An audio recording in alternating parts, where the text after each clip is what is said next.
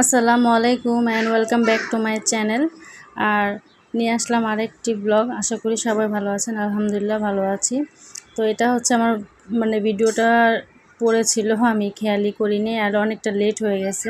তো এটা হচ্ছে স্পেশালি মোহনার বার্থডে ব্লগ। তো মার বাসা থাকতে আর কি ওর বার্থডেটা পড়ে গেছিলো। তো আর কি ছোটোখাটোভাবে করছি, তেমন কিছুই করি নাই। কারণ ওদিন আমার মুডটা অনেক অনেক ভীষণ খারাপ ছিল, কারণ আমার যে কানের একটা দুল ছিল সেটা না অনেক হারায় গেছিলো।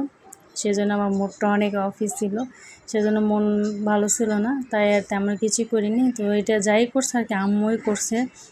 মোহনার নানু তার নিজের থেকে আর কি তো বাচ্চাদের নিয়ে একটু নুডলস রান্না করছে আর কি। বাচ্চাদের সবাই মিলে আর কি একটু কেক কেটে খাবো, এই হচ্ছে একটা আনন্দর বিষয়। বাচ্চা পার্টি। তো আমার ইচ্ছে ছিল যে এবছর আমি কিছুই করব না, যদি একটু বেশি বায়না করে তাহলে জাস্ট একটা কেক এনে কেটে খাওয়াবো, এই আর কি। কারণ মোহনা এখনও আর কি ছোটো, সেই জিনিসটা বুঝে না।